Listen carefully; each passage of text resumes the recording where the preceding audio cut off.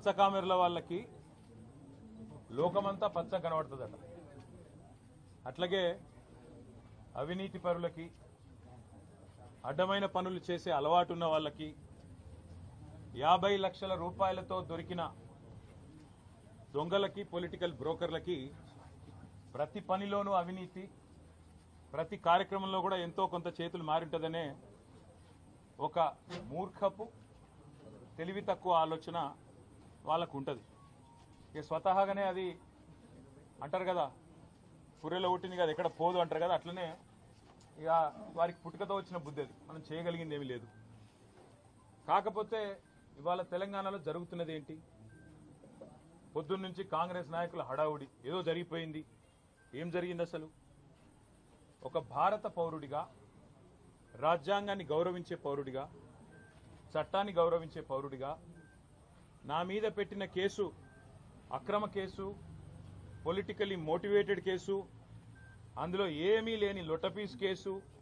కానీ ఏదో ఒకటైనా సరే అతికిచ్చి, ఏదో ఒకటి చేసి బట్టగాల్చి మీదేసి ఏదో జరిగింది అని చూపెట్టే ప్రయత్నంలో పెడుతున్న కక్ష సాధింపు కేసు అని తెలిసినా ఏసీబీ విచారణకు పిలిస్తే గౌరవించి నిన్న పొద్దున 10 గంటలకు నేను పోయినా.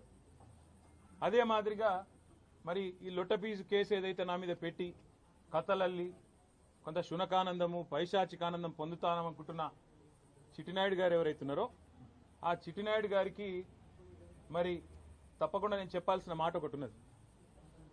ఖచ్చితంగా భారత పౌరుడిగా, చట్టాన్ని, రాజ్యాంగాన్ని గౌరవించే పౌరుడిగా నువ్వు అక్రమ కేసును నీ అధికారాన్ని అడ్డం పెట్టుకుని నా మీద పెడితే, ఇష్టం వచ్చినట్టు బురద చల్లితే తప్పకుండా రాజ్యాంగపరంగా, న్యాయపరంగా నాకున్న ప్రతి హక్కును వినియోగించుకోవాల్సిన బాధ్యత నా మీద ఉంటుంది.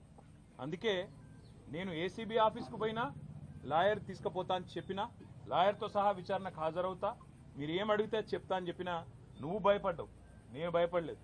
నేను అర్ధగంట 40 నిమిషాలు ఎదురు చూసినా నీ వ్యవస్థ ఎందుకో కానీ మరి నా నుంచి ప్రశ్నలు అడగడానికి వెనుకకు పోయింది. అట్లాగే కోర్టుకు పోయినా, కోర్టులో, హైకోర్టులో పిటిషన్ ఇచ్చినాం. ఏమని?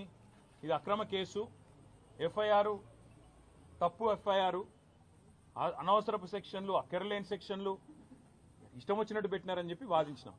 సరే, కోర్టు ఏ కారణం చేతనైతే, ఎందుకంటే న్యాయ వ్యవస్థ మీద మాకు సంపూర్ణమైన గౌరవం ఉంది, న్యాయమూర్తుల మీద సంపూర్ణమైన విశ్వాసం కూడా ఉంది. ఇవాళ హైకోర్టులో మాకు తీర్పు కేవలం క్వాష్ పిటిషన్ కొట్టేసినారు. దానికే కొంతమంది ఎంత సంతోషపడిపోతున్నారంటే, కాంగ్రెస్ వాళ్ళు ఏదో నాకు ఉరిశిక్ష చేసిండ్రు, లేదా నేరారోపణ అయిపోయింది, రుజువు అయిపోయింది, మొత్తం కేసే అయిపోయింది అని చెప్పి సంకలు గుద్దుకుంటా ఉన్నారు. ఆ సన్నాసులకు నేను చెప్పేది ఏంటంటే, ఇది స్టార్టింగే, ఇప్పుడే ఇంత ఆగమైతే ఎట్లా? మేము ఆల్రెడీ హైకోర్టులో ఏదైతే క్వాష్ పిటిషన్ కొట్టేసిండ్రో దాని మీద సుప్రీంకోర్టుకు పోయినాం. సుప్రీంకోర్టులో మ్యాటర్ ఉన్నది. ఇప్పుడు అది ఎప్పుడు వస్తుందో వస్తుంది. అది సుప్రీంకోర్టు ఎట్లా నడుస్తుందో ఆ పద్ధతి ప్రకారం 2 రోజుల్లోనో, 3 రోజుల్లోనో, వారం రోజుల్లోనో ఎప్పుడు వస్తుందో వస్తుంది. అక్కడ కూడా న్యాయ పోరాటం చేస్తాం. అట్లాగే నిన్న మీరు ఏదైతే నా హక్కులకు భంగం వాటిల్లే విధంగా వ్యవహారం చేసినారో, నేను విచారణకు చట్టాన్ని గౌరవించే పౌరుడిగా హాజరై అక్కడ ఏ సమాధానం అడిగినా చెప్తానని పోయినప్పుడు లాయర్లతో రావద్దంటారు. నేను చెప్పిన మీరు దొంగలు, ఎందుకంటే మీరు గిట్లనే చేసింది ఇదివరకు కూడా. పాపం మా పట్నం నరేందర్ రెడ్డి ఆయన ఇయ్యని స్టేట్మెంట్ ఇచ్చినట్టు బుకాయించి వెంటనే మీడియాలో లీకులు ఇచ్చే దౌర్భాగ్యులు మీరు. నేను నమ్మను మిమ్మల్ని, మా లాయర్ బరాబర్ ఉండాలని అడిగిన. రేపు అందుకే కోర్టుకు కూడా పోతున్నా, హైకోర్టుకు కూడా. నాకు న్యాయవాదుల సమక్షంలో విచారణ జరగాలి అని కోరుతూ హైకోర్టుకు పోతున్నా. తప్పేమున్నది అందులో?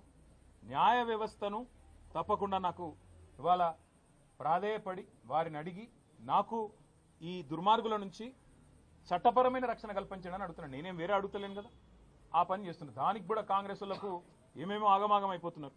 ఇక కొంతమంది మంత్రులైతే వాళ్ళే న్యాయమూర్తులు అయిపోతున్నారు, వాళ్ళే శిక్షలు ఇస్తున్నారు, వాళ్ళే చెప్పేస్తున్నారు నెక్స్ట్ ఏం జరగబోతుంది, ఇదేమైతుంది, అదేమైతుంది.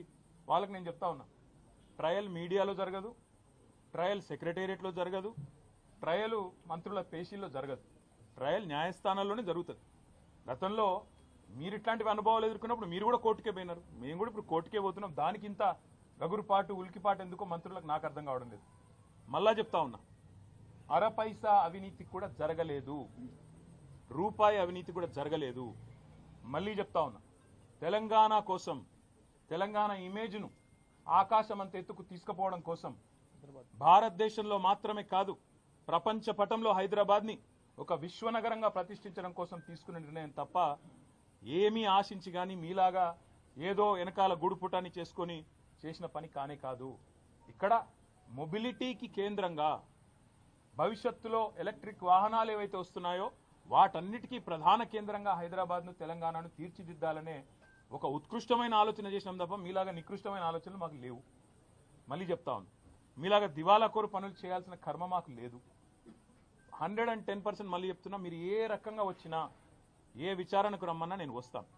ఎల్లుండి 9వ తారీఖు నాడు కూడా లాయర్లతో మరి రేపు హైకోర్టు రిలీఫ్ ఇస్తే, నాకు అవకాశం ఇస్తే, హైకోర్టు మా వాదనను మన్నిస్తే, లాయర్లను అనుమతిస్తే లాయర్లతో పోతా అటెండ్ అవుతాను.